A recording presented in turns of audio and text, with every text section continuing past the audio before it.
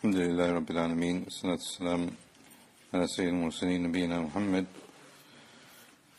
وعلى آله وصحبه أجمعين. Ask Allah to make this another beneficial sitting where we are studying the Adhkar of Rasulullah sallallahu alayhi wa sallam in the manner that has been prescribed in his Sunnah, and ask Allah that He gives us the ability to understand it and implement it in the best way. Last week we looked at the supplications and the adhkar that can be said before and after the wudu. And today, bi'idhnillah, we're going to look at chapter number 10 and 11, the adhkar that are mentioned when leaving the house and entering the house.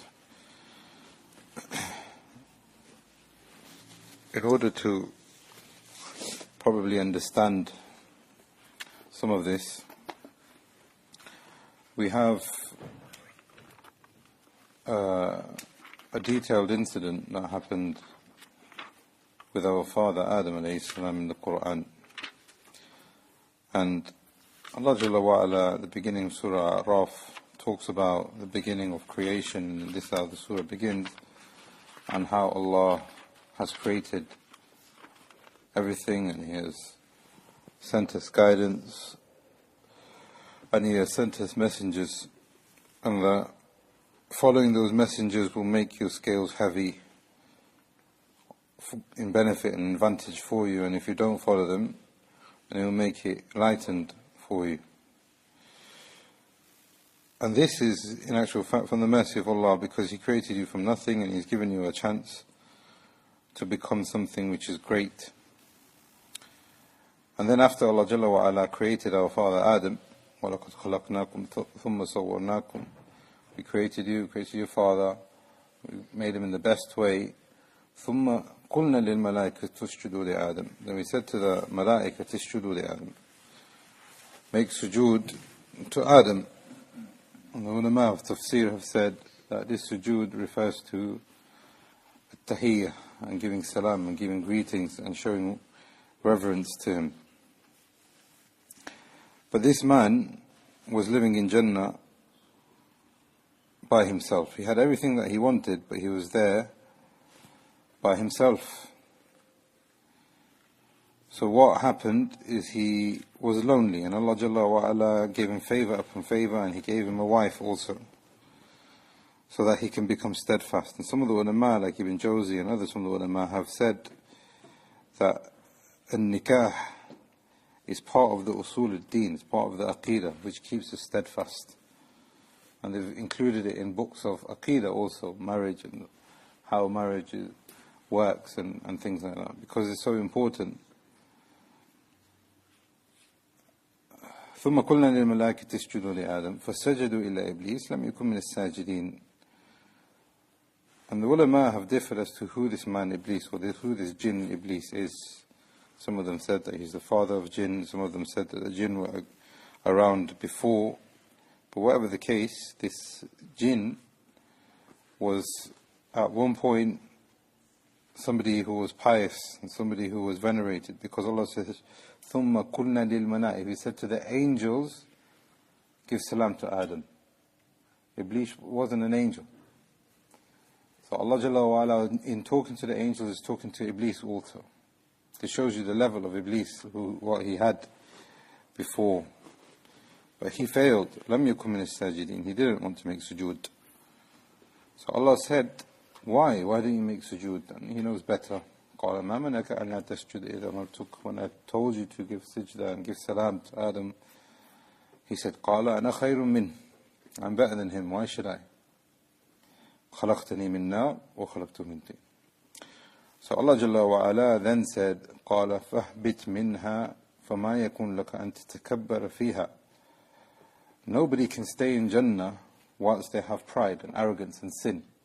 Adam has sinned now, and Iblis has sinned. So Allah said, all of you leave. You can't stay in Jannah in that situation, in that sense of sin and impurity in your actions. فَخْرُجْ إِنَّكَ مِنَ الصَّاغِرِينَ. But in talking to Iblis directly, Allah said that you are going to be debased, you are going to be humiliated. So you leave, but Adam's tawbah, we know, through the beginning of Baqarah, was accepted. But Iblis made a dua to Allah.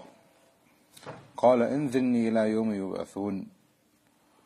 Give me respite, give me a life until the Day of Judgment. That's the only thing I ask for. I don't ask you to forgive me. I don't ask for your Jannah. I don't ask for your guidance. I don't want to have hidayah to follow a Rasul that you have sent. I don't want any of these things because I don't need any of these things. What I want from you is that you leave me alone until Yawm al-Qiyamah. قال إنك من المنذرين. Allah Jalla wa Ala accepted his dua, and he accepted directly to him. Yes, here's your dua. قال فبما أغويتني. So then Iblis said, imagine this is a conversation Allah is recalling for us that he had with Iblis.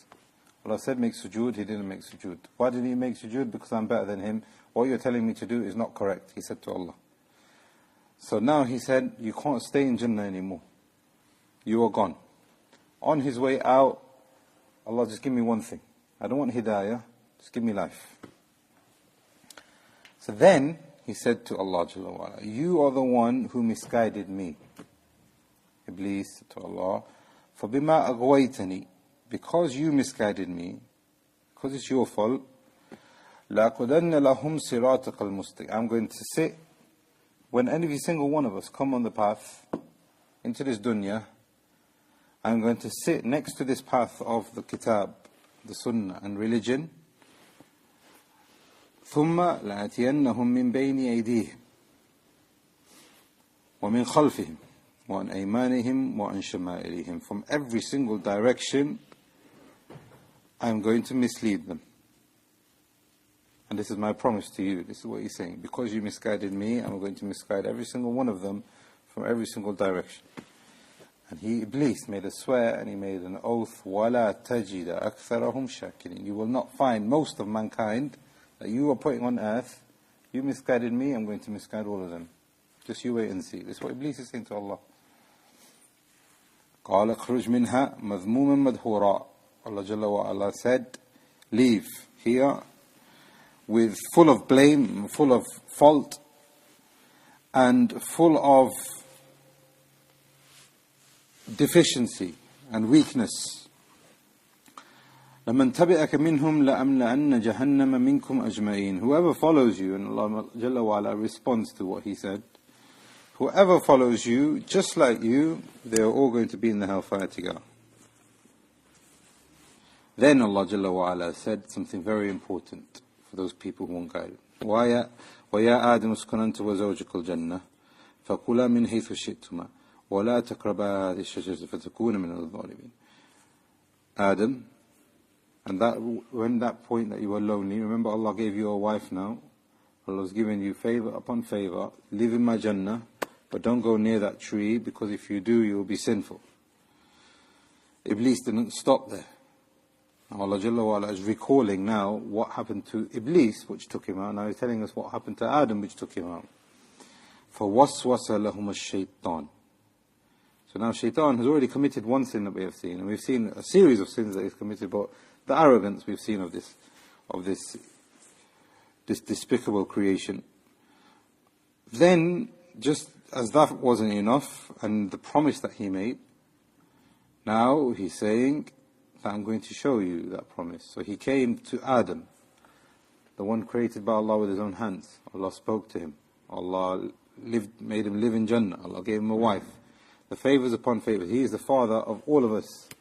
Every single good deed that we do, he will have the reward for that. Look at the virtue of this man. But yet, Iblis, فَوَسْوَسَ لَهُمَ الشَّيْطَانِ. Iblis had waswas for him. And that waswas actually worked. And Adam eventually disobeyed his Lord. And when that happened, they were taken out of Jannah also. And Iblis, in the way he was doing the waswas, is also recorded in this ayah, that Allah, مَا نَهَاكُمَا رَبُّكُمَا عَنْ هَذِهِ الشَّجَرَةِ. Allah is only telling you don't eat from this tree because He doesn't want you to become an angel, or He doesn't want you to live for a very long time. Listen to my advice. If you eat from this tree, you will have a long life. You will become strong. You'll have prosperity. So Adam, he looks like a nice enough person. Listen to him. وَقَاسَمَهُمَا إِنِّي لَكُمَا مِنَ النَّاسِ. He said, I promise you, I am truthful and I am sincere to you. فَدَلَّهُمَا بِغُرُورٍ. He led them astray, He misled them, He gave them lies. And as soon as they ate from the tree, all of the favors of Jannah were taken away from them. The clothes came off. وَنَادَاهُمَا رَبُّهُمَا. And Allah called from above His arsh, didn't I tell you not to eat from this tree? Didn't I tell you, shaitan, this man, this jinn, Iblis, was an enemy for you? What did they say? قَالَ رَبَّنَا ظَلَمْنَا أَنفُسَنَا وَإِن لَمْ تَغْفِرْ لَنَا وَتَرْحَمْنَا لَنَكُونَ مِنَ الْخَاسِرِينَ. Our Lord, the one who gave us this provision, created us, and sustained us, we have oppressed ourselves. We made a mistake. We listened to Him when we shouldn't have listened to Him.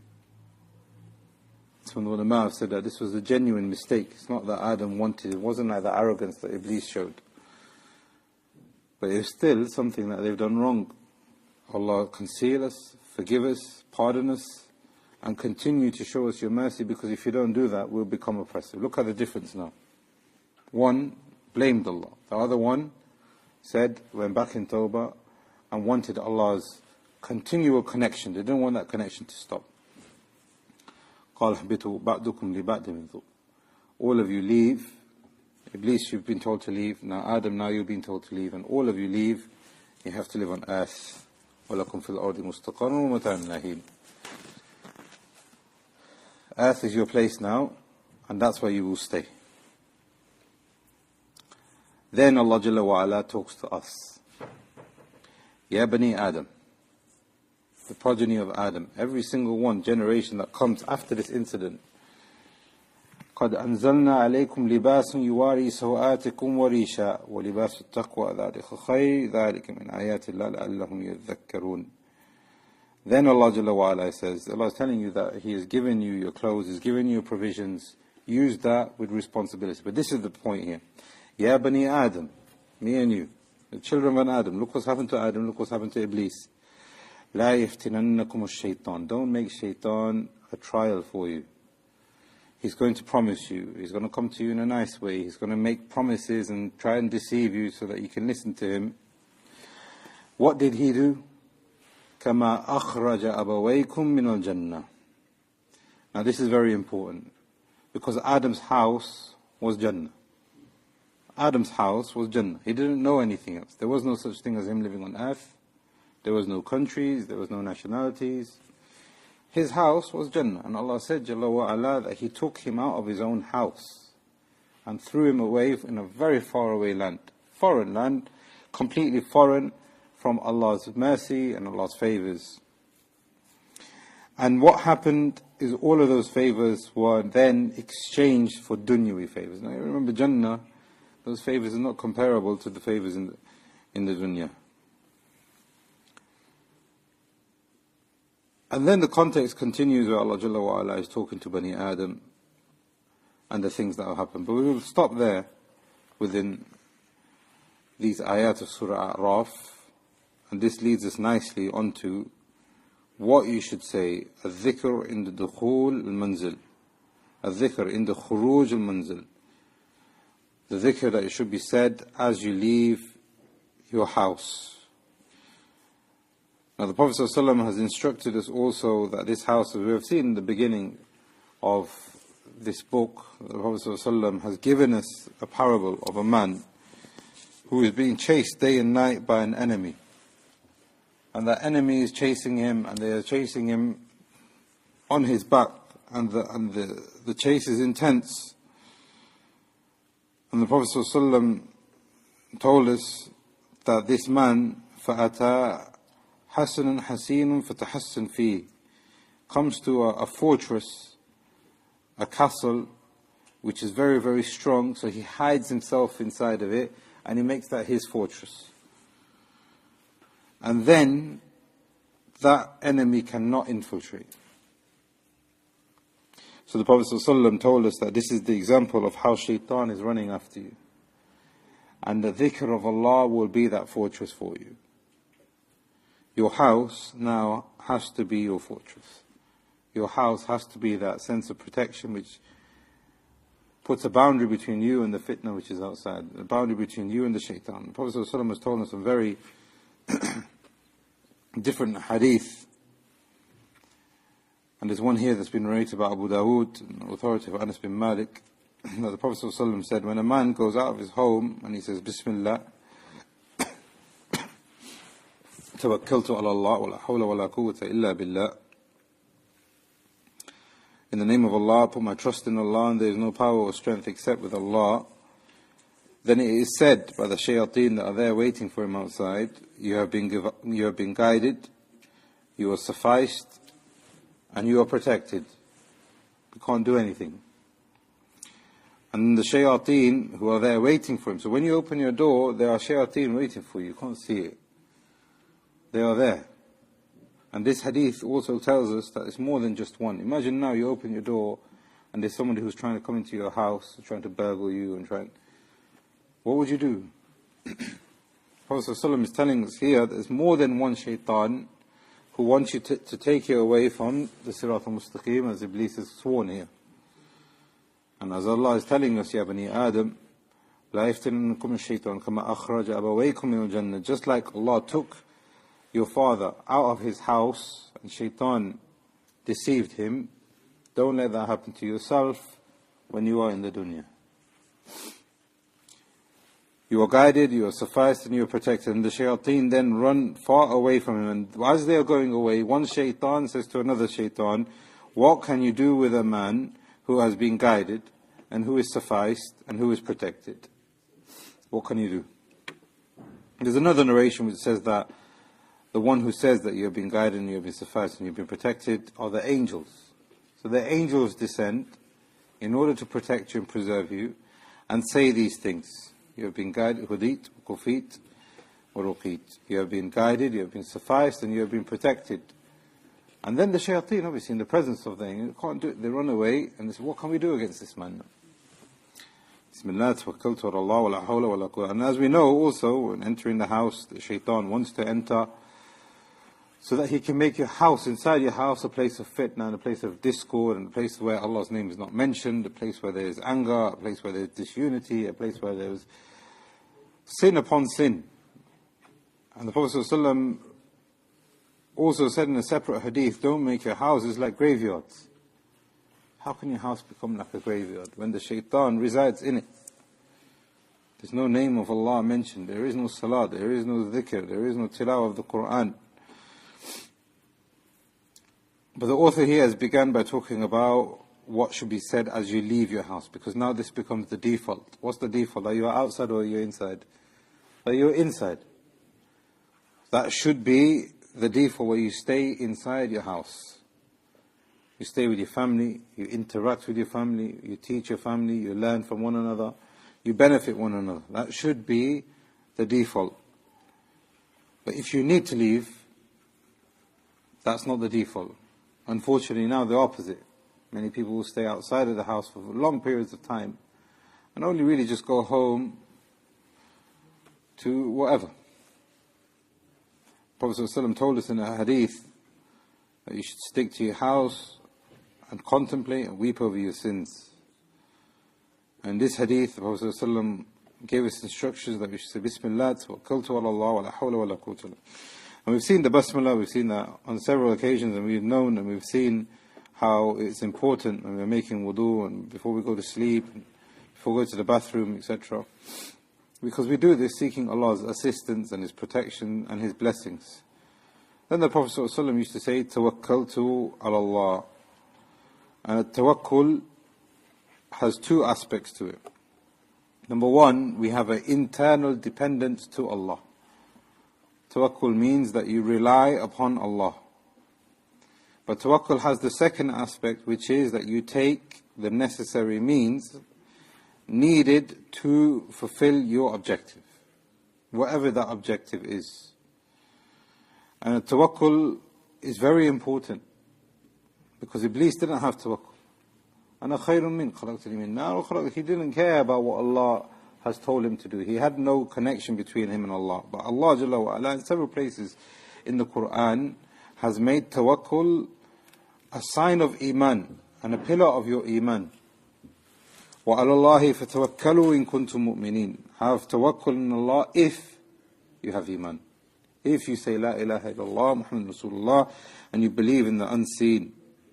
وَتَوَكَّلُوا وَتَوَكَّلْ اللَّهُ وَكَفَى بِاللَّهِ وَكِيلًا. Have tawakkul in Allah, and Allah is sufficient for you in reliance and dependence. There's a connection. And the mu'min realizes that once he shows tawakkul in Allah, then he knows that Allah will aid him, and he has full yaqeen. Because Allah is not the one that you show worship to Him, but then He rejects it and He ignores you. You show getting closer to Him, and He will get closer to you even more.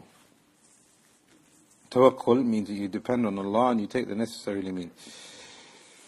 Ibn Taymiyyah rahimahullah says that tawakkul has two aspects. One aspect is depending on the uncreated creator, and the second aspect is depending on the created beings from that creation. Reliance on the one that is uncreated. If he is uncreated, then his level of protection for you cannot be matched, if you have that level of reliance.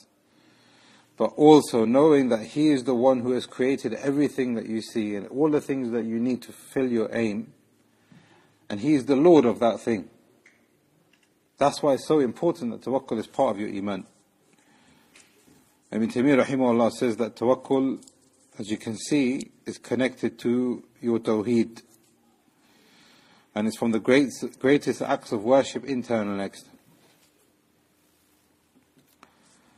So now a person might ask a question. This is a problem that people go through also, is that, and this has led to shirk unfortunately in Ummah today, is that if I am having if I'm taking these necessary means, where is my reliance? Is my reliance on that created being of Allah? Is my reliance on me making this dua to Allah, for example, an act of worship? Or is it on Allah Himself? So now a person might say, for example, I'm wearing a piece of string and it's got Allah's names in it and it's got Allah's speech in it, therefore I know that Allah will suffice me.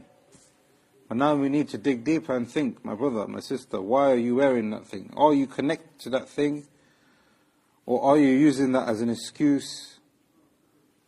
But your real dependence is then on that string, or is it on the Creator? And some of the ulama have actually said that the second part of taking the necessary means from the creation is not that we show any kind of importance to that thing in of itself. You're thirsty, you drink some water.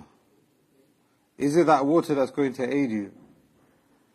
From the iman of the muwahhid is that Allah is the one who puts barakah in this water, and we ask Allah to, Bismillah, we say Alhamdulillah. It's through Allah, it's through this that Allah is going to bless you in it. Not that the water itself is going to help you. So some of the ulama have said that when we are seeking Allah's assistance, it's because, and when we are seeking assistance and taking the asbab and taking the necessary means, we are showing to Allah that we are trying our best. And without His assistance, even in those necessary means, we will not be able to be successful. Not that the creation alone is the objective. And this is something that Ibn Taymiyyah has mentioned and talked about in length also. And in conclusion of all of this, then he said that the heart should rely upon Allah more than rely upon the creation. And he gives the example of Ibrahim alayhi salam. When he broke the idols, they made a huge fire to the extent that it was so tall that even the birds couldn't fly over it. They stoked it for more than 30-40 days. They couldn't even get anywhere near it to put him inside. They had to use a catapult to throw him inside. That's how hot and intense it was. And when they flung him, He was mid-air, Jibreel alayhi salam came to him. In this scenario now, what would we do? Jibreel said, is there anything that you need? Anything. Anything. What would you say? Save me from the fires. There's the asbab now. Here, now we think, here, okay, now here's the chance. There's a person who is strong, he's able to help me. The level of Tawhid and Iman Ibrahim, he said, Hasbi Allah wa ni'mal wakeel. Allah, I'm sufficient. I'm connected, doesn't matter. I don't need you. Even Jibreel, I don't need you. And also this incident occurred where the believers of this ummah, the Salaf and the Imams from the companions, they did this at Uhud also. And if you look at what's happening here, like Ibn Taymiyyah rahimahullah continues to say, both of them were driven out from that default situation that we were talking about, which is the place of security. Medina was their home. Ibrahim was taken out of his house, and they were being flung into punishment. They were being flung into fitnah. What did they say? Tawakkul.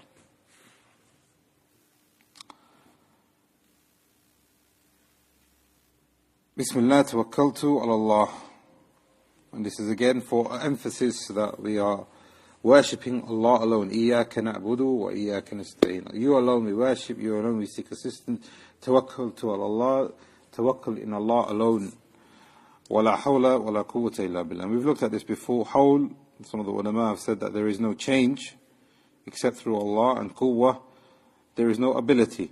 So my situation cannot be changed, and I will have no ability except for what Allah gives for me. That's one meaning of hawl and quwwah. Some of the ulama have said, wala hawl means there is no might, and there is no quwwah, meaning we have no power, except through what Allah has given, and what Allah can provide. We have seen the hadith, and this has been recorded in Abu Dawood and Tirmidhi and other places in Albani.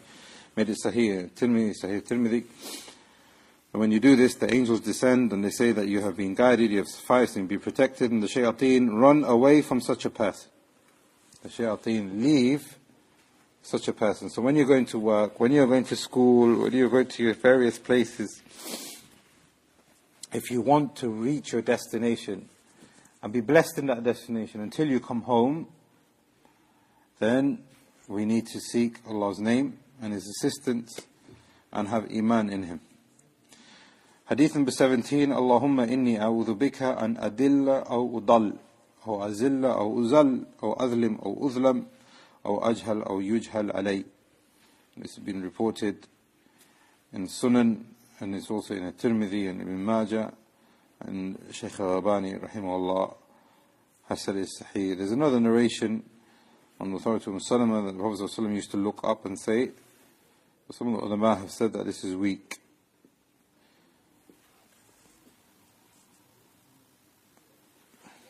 Allahumma inni a'udhu. And we looked at a'udhu before as well. And Allahumma means, oh Allah. Inni meaning myself, and I'm showing desperation to you, Allah alone. A'udhu, when you say a'udhu billah, when you seek refuge in Allah, it means you are seeking His protection. Protection from what? From the fitnah, from the shayateen, from anything that's going to take you away from these following things that he mentions. And this is exactly how Iblis has sworn to take us away from going back to our home in Jannah and take us with him to a foreign land for eternity. Ta'awudh, as we've seen before, like Ibn Qayyim and others from the ulama have said that ta'awudh refers to being protected from an enemy or protected from a fitna or some kind of a calamity, but also being reassured with guidance as well. So not only are you saying, oh Allah, seek refuge from this shaitan or this enemy, but oh Allah, save me from this and give me a guided position so that I can return and my default can become better.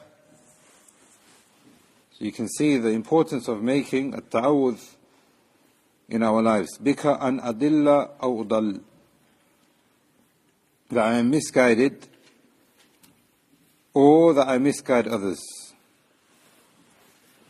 And dalala is to go away from the correct path. Aw azilla aw uzal. And this refers to making a mistake for yourself and making a mistake towards others. Allah, I seek refuge in you that I am misguided, or I misguide others, or I make a mistake in myself, in my looks, in my speech, in my behavior, in my character, or I make a mistake towards another person, in all of those things. Or azlim, or uzlam, or I oppress myself, or I oppress other people, taking away from their rights, physical or metaphorical, from their honor, speaking about them. Or ajhal, or yujhal alayya. And that I act upon ignorance, I behave in a manner which is not appropriate, or I spread ignorance or behavior in a manner which is not appropriate. And all of this, my brothers and sisters, teaches us that the Muslim is very, very careful in the way, and he accounts himself, the way he speaks, the way he acts, the way he talks, the way he looks, the way he drives, the way he crosses the road, the way he gets rid of litter in his pocket, the way he spits if he needs to spit, the way he needs to... All of these things are not something that a Muslim should be negligent of. Because what we are doing is we are seeking Allah's protection from all of this immoral character when we leave the house. Protection. And also that Allah guides us in a default position and make us better in all of these things. That's the ta'awuth. And this is what we are seeking refuge in. One of the ulama at Tibi, they said a person must fear every time he leaves his house. Every time you leave your house, there must be a sense of consciousness that he may be deviated from the path. So what one of the ulama have said in the tafsir of this, or the explanation of this hadith, that this hadith is so important that when every time you open that door, you said the shayateen there, and the angels are willing there to help you and make dua for you and assist you. He said that the mu'min, the believer, must be scared and must have this consciousness that when he opens this door, that this door might lead to a lot of fitnah for myself, exiting or coming into my house. Because I don't know, if I don't mean the name of Allah, what happens? Shayateen can come inside easily. And then when I'm outside, I could be deviated from the path. At-Tibi continues, he said, it's a world, when he leaves his house, he has no control anymore. The hadith of the Prophet ﷺ said, your house should be your fortress. When you leave, you're leaving the fortress. And when you leave that fortress, you have no control. Other people can behave in a manner that may not please you, may seek to misguide you, or make you make mistakes, or make you fall into oppression, or make you fall into some kind of ignorance.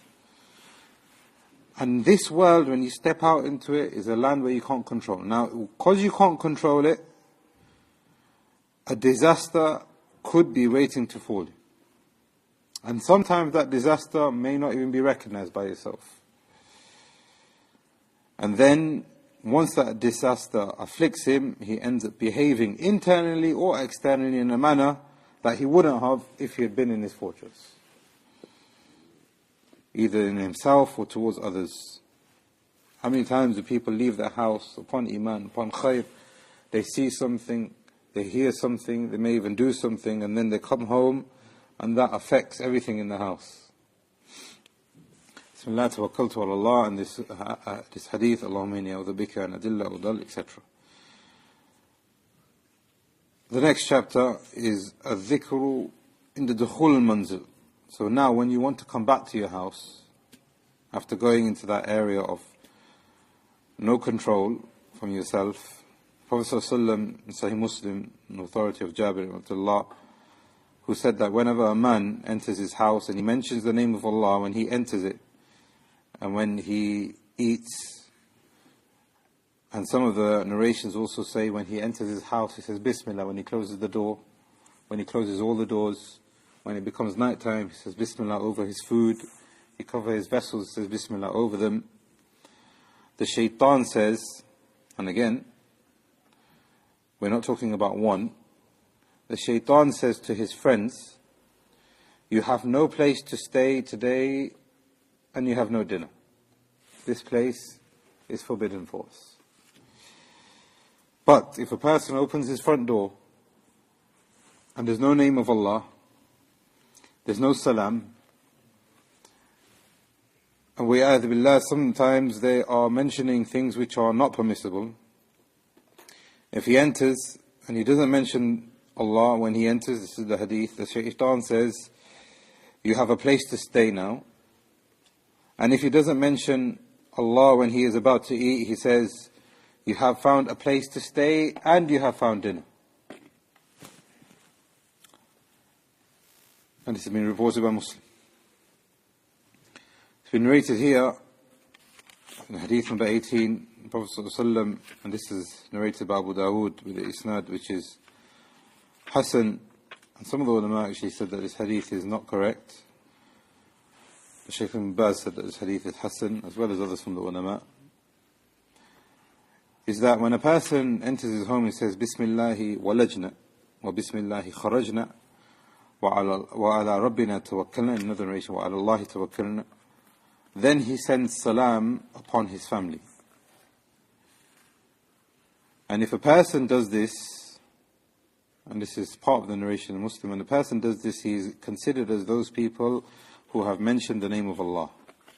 And as we have seen this hadith in Sahih Muslim, when you have mentioned the name of Allah, the shaitan says to his other friends, لا مبيت لكم ولا عشاء. You have nowhere to eat and you have nowhere to stay. Shaykh Abdul Razak al-Badr, Hafidhullah, said, look how what he says. He says, lakum. He says to his other shaitan, lakum. So the lakum is a plural in the Arabic language. So now here he's talking about more than one. They're crowding outside of your house and waiting for you to open that door. That's exactly how it is. When you say Bismillah, they all turn around, defeated. If you don't say the name of Allah, you don't send salam upon your family, it's not just one, it's a whole crowd coming inside of your house. If they come inside your house, what are they going to do? Sit, relax, go to sleep? Fitnah. No name of Allah. Even if Allah enables you to stand and make dhikr, and the quality won't be there. And especially if you have children, etc., it's very difficult. I actually know of an instance where a person, I was in Saudi Arabia, they used to go out after Maghrib to the park. And over there, I mean, other foreign countries as well, the socializing begins at night time, because daytime is too hot. Maghrib, they used to go out, and they used to go to the park, and they used to have a picnic, everything's lit, floodlights. And one of the women said about their children, they said that every day when we come home, after we've been to the park, we come home later on after Isha, they're just very disobedient, the children. Not normally like that, but this happens every night. And then when they changed and reversed it, they saw a difference. It will affect our own behavior as well as the people around us. This narration, Bismillah walajna, Bismillah kharajna, wa ala Rabbina tawakkalna.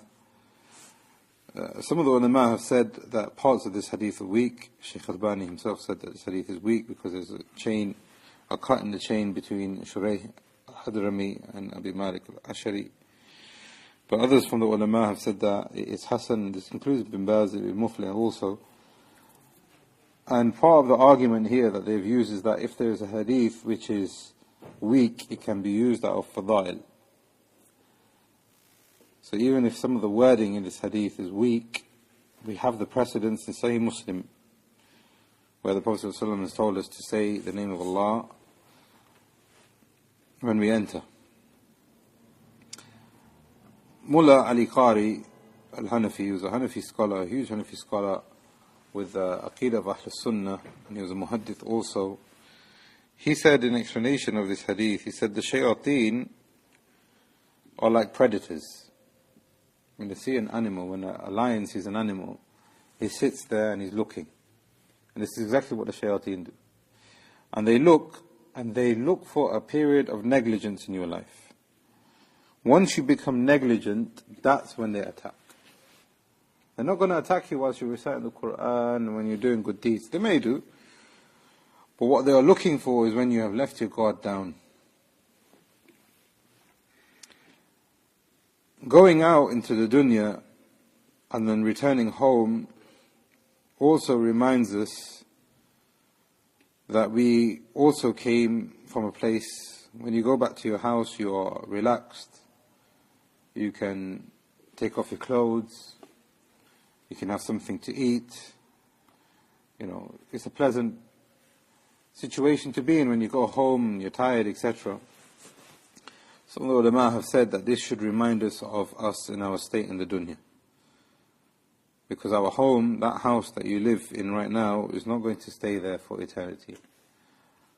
And imagine how it would be, may Allah preserve us in the Muslimin, that Allah took that house away from us this very instant. Where would you go? What would you do? Imagine if the earth just swallowed that up. What would you have left? You going home, you're leaving your house, and you going home should encourage us and help us to contemplate that you have left your house and you are returning home, but you are just on that pathway. And the true pleasant feeling and the true innocence and the true joy and the true relaxation will be when you enter a house which will never fade away. It's eternal, and it's a promise from Allah. And the Prophet ﷺ has also told us in another hadith that the people of Jannah will leave their houses. And when they come back home, you know what happens? They say, Wallahi, this house is better than I left it than it was before. It's much more pleasant, it smells nicer, and it looks more beautiful. And he says this to his family members also. Your face is even more beautiful now than I've seen it before. Can you get that in the dunya? In actual fact, when you return home, there are enemies waiting. If you have not been given guidance and protection when you have left the house, you're coming home with maybe some kind of weakness. You return home tired. You return home older. And sooner or later, the novelty and the luxuries and the beauty of the dunya will wear off. So every time you go out into the dunya, you're not thinking about, oh, look how nice that car is and look how nice my clothes are. There's going to be a day when you realize that this dunya is about to fade. A nice car and a normal car will do exactly the same thing. The clothes will do exactly the same thing. The food will do exactly the same thing. We've looked at what Shaykh al-Islam talked about in this when we were talking about entering into the bathroom. This is the nature of the dunya. Therefore, brothers and sisters, there's going to be a day when none of this is going to matter. Right now, what we have to do is we have to make the home a safe place and a refuge. The Prophet ﷺ has told us in another hadith that when a person leaves his house with the name of Allah, ثَلَاثَةٌ كُلُّهُمْ ضَامٍ عَلَى اللَّهِ عَزَّ وَجَلَ. 3 are under the guarantee of Allah Azza wa Jal. You leave your house, you mention the name of Allah, you have ikhlas, you say this adhkar, you have consciousness in that. 3 people who do that will be protected with the protection of Allah. And he mentioned from them those people who go out in the sake of Allah to spread and protect and spread Islam. Another one, وَرَجُلٌ رَاحَ الْمَسْجِدِ, who goes to the masjid. The Prophet ﷺ said that he is protected and under the care of Allah until he comes home. And he will remain in that state until he passes away. If that's his case, that he leaves, enters his house, leaves, enters his house, leaves, enters his house with those purposes. Now we're not just saying that you leave your house just for the sake of the masjid, but you leave with the consciousness of protecting yourself. And the person who constantly leaves his house to go to the masjid, Allah will protect him, فَهُوَ ضَامٍ عَلَى اللَّهِ حَتَّى يَتَوَفَّى, until he passes away, فَيَدْخِلُهُ الْجَنَّةِ. Then Allah will embrace him, accept him, give him his reward, and enter him into his Jannah.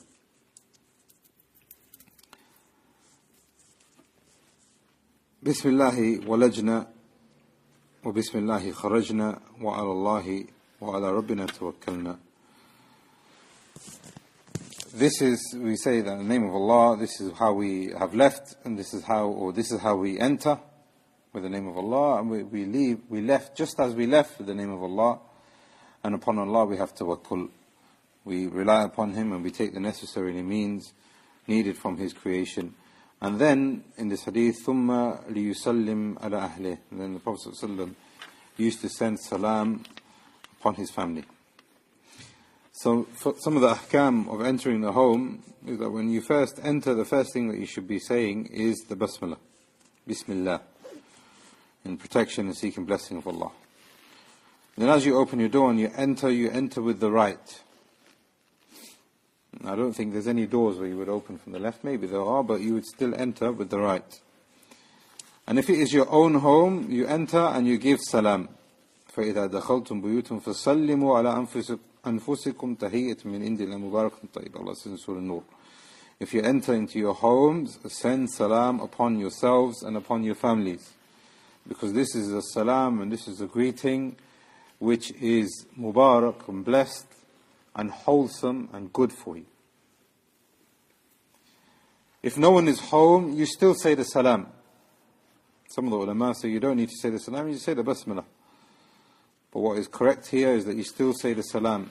فَسَلِّمُوا عَلَىٰ أَنفُسِكُمْ. Anfusikum refers to your own family. So when you open, everybody's at home, salamu alaykum, bismillah, salamu alaykum. If there's nobody home, ala anfusikum, meaning yourself. Bismillah, salamu alaykum, upon ourselves. Or, now imagine, you want to go to somebody's house. You knock the door. The person tells you to come in, and you would do the same thing. You say Bismillah, and you say Salam to those people there. What if you are entering a place where nobody lives? Maybe it's an abandoned home, or maybe an abandoned place. Some of the ulama have said, by extension, if you're doing this in your homes, then you would do this everywhere else. Say Bismillah, and you would say Salam. Others from the ulama, from the Salaf, have said that if you enter a place, you say As-salam ala Rasulillah, or you say As-salamu alayna wa ala ibadillah as-salihin. And that's because nobody actually lives there. And it's been narrated from Mujahid and others from the companions and from the Salaf, from the Salaf, is that they used to say As-salamu alayna wa ala ibadillah as-salihin. That you send salam upon everybody, yourself and if anything is there in the vicinity. Why is the salam so important? We will look at exactly what the salam means, bi'idhnillah, as the book continues. But there is a narration of Anas, where the Prophet ﷺ was approached by Jews once, and they said, by Allah, there's one thing that we are envious, or there are two things which we are envious for you. Something that we don't have in our Sharia, but we wish we had it. So when he asked them, they said that you give salam to each other. We don't have that. And we'll look at some of the virtues and the respect that we give to each other when we're giving salam. And the Ameen after the Fatiha. Allah hasn't given us that dua. And Allah has not given us that response.